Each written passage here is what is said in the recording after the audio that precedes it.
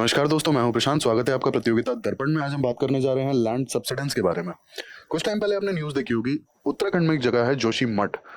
वहां पे land sinking की खबरें आई थी, कुछ बिल्डिंग्स में क्रैक पड़ गए थे। बट यहाँ पे सेंट्रल ग्राउंड वाटर बोर्ड के डेटा के अकॉर्डिंग ये सेम फिनोमेना जमीन धंसने का यानी कि लैंड सिंकिंग का पंजाब, हरियाणा, दिल्ली, एनसीआर में काफी टाइम से देखा जा रहा है। और इसका रीजन है एक्सेसिव ग्राउंड वाटर एक्सट्रैक्शन। तो आज हम बात करेंगे लैंड सब्सिडेंस के बारे में। आइए शुरू करते हैं। अब सबसे पहले हम बात कर लेते हैं कि लैंड सब्सिडेंस होता क्या है। Land subsidence is gradual sinking और settling of the earth surface. अब ये जो अर्थ सरफेस है, अगर आप देखेंगे तो ये अगर थोड़ा नीचे की तरफ धंस जाएगा, यही होगा आपका लैंड सिंकिंग या फिर लैंड सब्सिडेंस। अब इसका रीजन कुछ भी हो सकता है, या तो अंडरलाइंग मटेरियल है, फॉर एग्जाम्पल ये कंसोलिडेट हो जाए, मीन्स कि इसका कॉम्पैक्शन हो जाए, ये और पास आ जाए। पास आएगा तो ऑब्वियस सी बात है, कॉम्पैक्शन के बाद इसका वॉल्यूम कम होगा। वॉल्यूम कम होगा तो ऑब्वियसली, अगर सपोज इसे हम ऐसे देख लेते हैं कि यहाँ पे कोई मटेरियल है, इसका इनिशियल वॉल्यूम इतना है और कॉम्पैक्शन हुआ तो वॉल्यूम कम हो गया। कम हो गया तो ऑब्वियस सी बात है कि ये जो ऊपर वाला लैंड है ये सेम जगह पर तो नहीं रह जाएगा ना। अब आप देखेंगे इसका वॉल्यूम कम हो गया, पहले से कंपेयर अगर करते हैं हम तो इनिशियली सपोज यहाँ पर था ये, और हाल फिलहाल में ये है, तो ऑब्वियस सी बात है कि इस केस में लैंड सिंकिंग होगा ही होगा।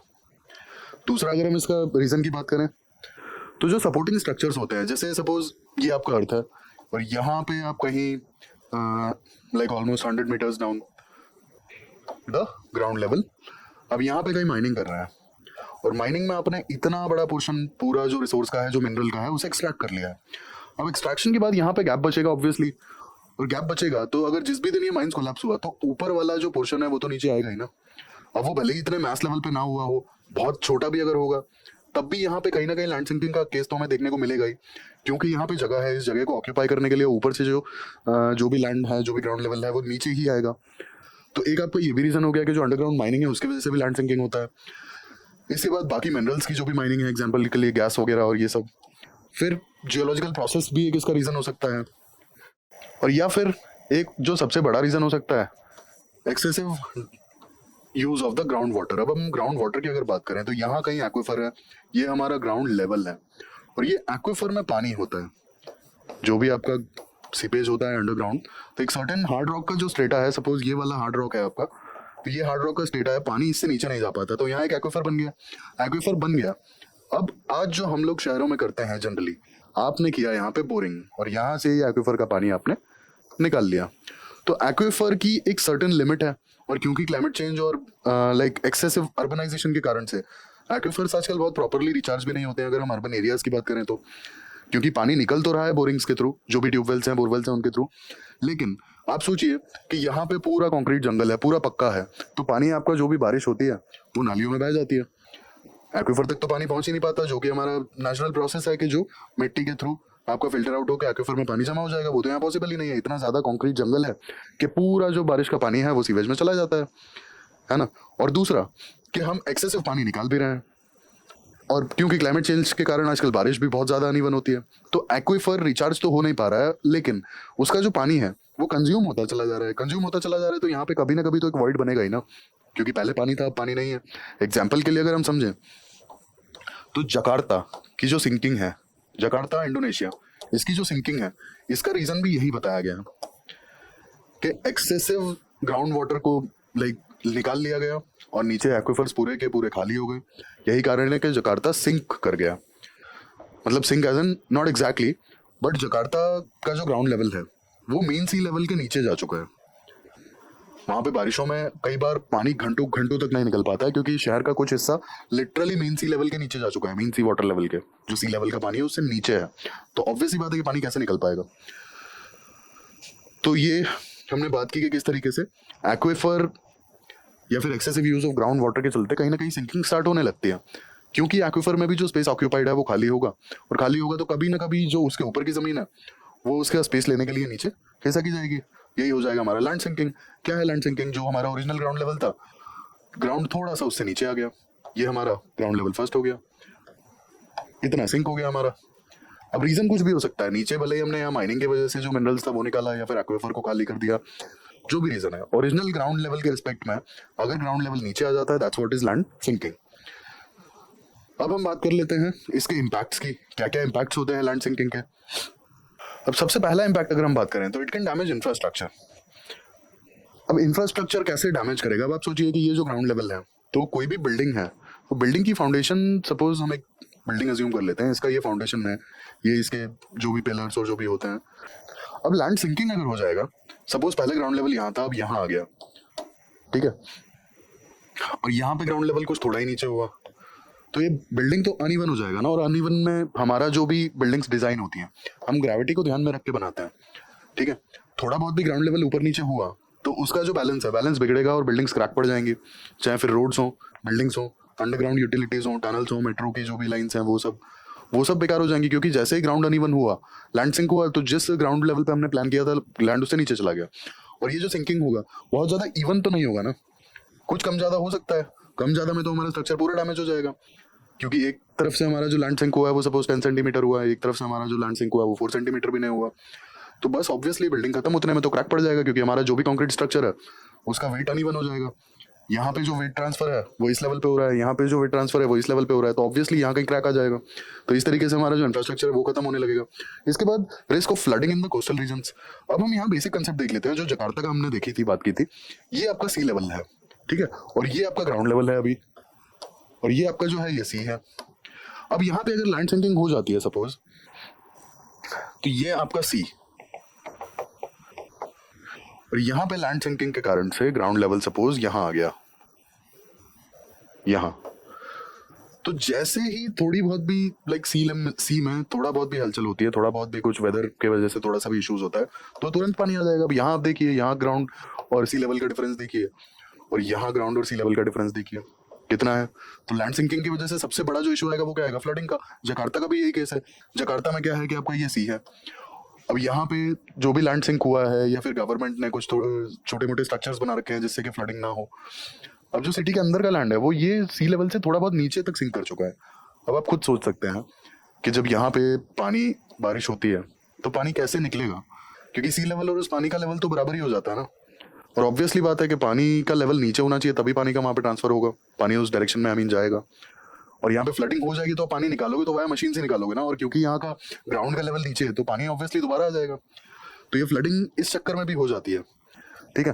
तो इसको flooding in the coastal regions, क्योंकि जो एलिवेशन है लैंड का वो तो कम हो गया ना। अब थर्ड इसके इम्पैक्ट की बात कर लेते हैं, एग्रीकल्चरल एरियाज में इसका क्या इम्पैक्ट होगा।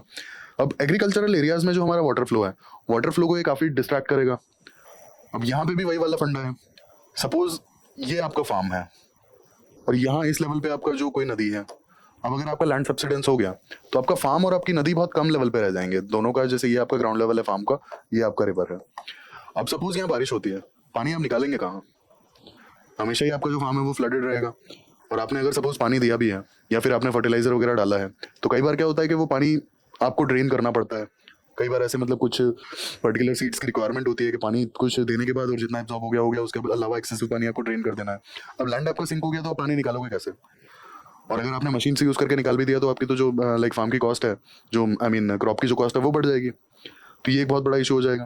और इसके अलावा अगर फ्लो की जो डायरेक्शंस है उसमें अगर कुछ इशू आया, जैसे यहाँ हमने देखा कि आपका अगर परमानेंट फार्म फ्लडेड रहने लगेगा तो आपका परमानेंट डैमेज हो जाएगा फिर तो फार्म लैंड, क्योंकि अगर वहाँ एक्सेसिव पानी भरा रहेगा तो जो सॉइल है, सॉइल खराब होने लगेगी, सैलिनेशन और ये सारी चीजें दिखने लगेंगी, ठीक है। तो ये हमने बात की इसके इम्पैक्ट पे।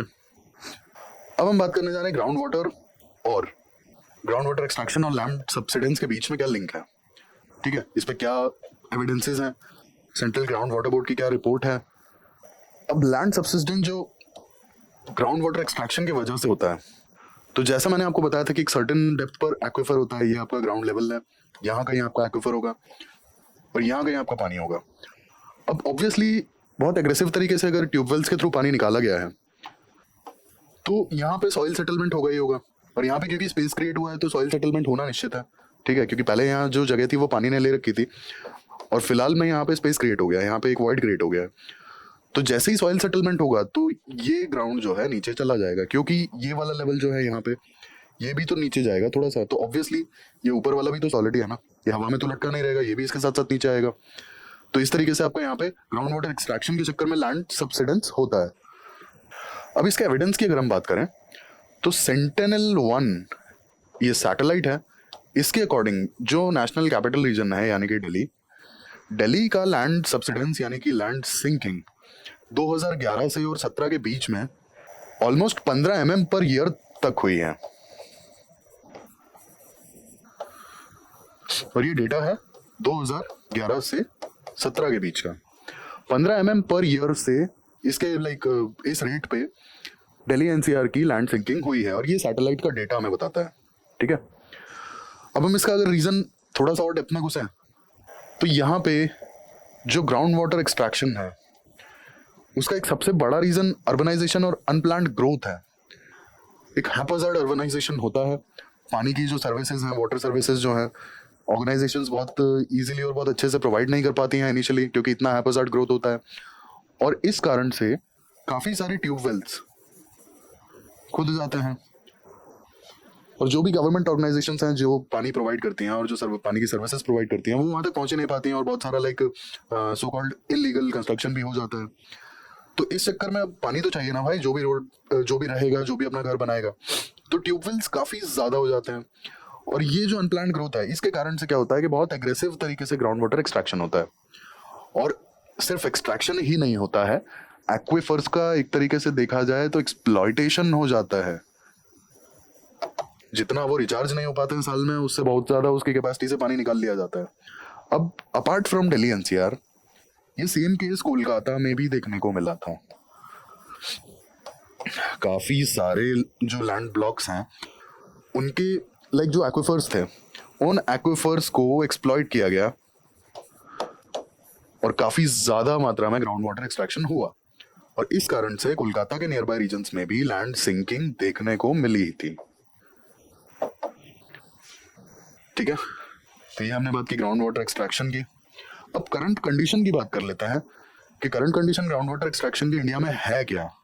अब यहाँ पर अगर हम डेटा की बात करें तो 85% of the rural population as well as 50% of the urban population, this much of population is totally dependent on the ground water for their daily needs, for the sustenance.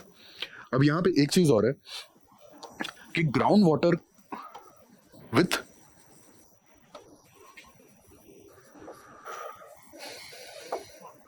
Recharge,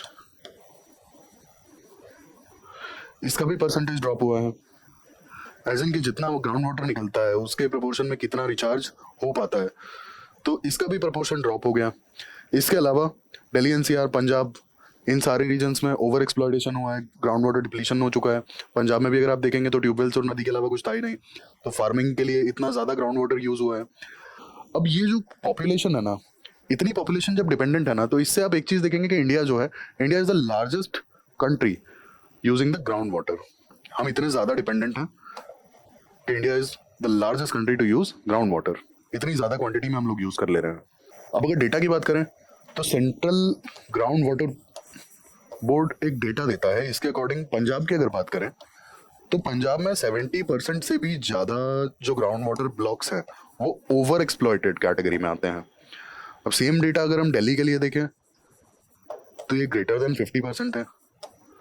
50% से भी ज़्यादा जो ground water blocks हैं वो over exploited category में आते हैं। अब इनके इश्यूज क्या हैं, इश्यूज भी हमें डिस्कस करने बहुत ज़रूरी हैं कि क्यों ग्राउंड वाटर का इतना ज़्यादा ओवर एक्सप्लॉयटेशन होता है जो भी एक्विफर्स हैं उनका। सबसे पहले तो अनरेगुलेटेड पंपिंग। अब जैसा कि हमने देखा कि फार्मिंग भी काफ़ी सारी ट्यूबवेल्स पर डिपेंडेंट है, ठीक है, और दूसरा कि फार्मर्स को सब्सिडाइज्ड पावर भी दी जाती है, फार्मिंग कम्युनिटी को सब्सिडाइज्ड पावर भी दी जाती है। तो इसलिए क्या होता है कि रेकलेस पंपिंग होती है, रेकलेस, ठीक है, जितनी ज़रूरत नहीं है उससे ज़्यादा ग्राउंड वाटर यूटिलाइज कर लिया जाता है। तो ये तो हुआ पहला इशू। दूसरा, वाटर इंटेंसिव क्रॉप्स, ठीक है। अब इतनी ज़्यादा वाटर इंटेंसिव क्रॉप्स हैं, एग्जाम्पल के लिए आप राइस ले लो, राइस में बहुत ज़्यादा पानी कंज्यूम होता है। तो इस चक्कर में भी कई बार क्या होता है कि ट्यूबवेल्स ओवर यूटिलाइज करते हैं या फिर ओवर एक्सप्लॉइट करते हैं ग्राउंड वाटर को, क्योंकि वाटर इंटेंसिव क्रॉप्स लगाई जा रही है। शायद वहाँ एनवायरनमेंट उतना सुटेबल ही नहीं है, उतनी बारिश भी नहीं होती, इसके बावजूद भी राइस की फार्मिंग होती है वहाँ पे। एग्जाम्पल के लिए आप पंजाब और उत्तराखंड ले लीजिए, इतनी बारिश नहीं होती और राइस को बहुत ज़्यादा पानी चाहिए होता है, तो पानी आएगा कहाँ से? Obviously tubewell. तीसरा, सलाइन वाटर इंट्रूजन, ये एक बहुत बड़ा इशू है ग्राउंड वाटर ओवर एक्सप्लॉयटेशन को लेकर के।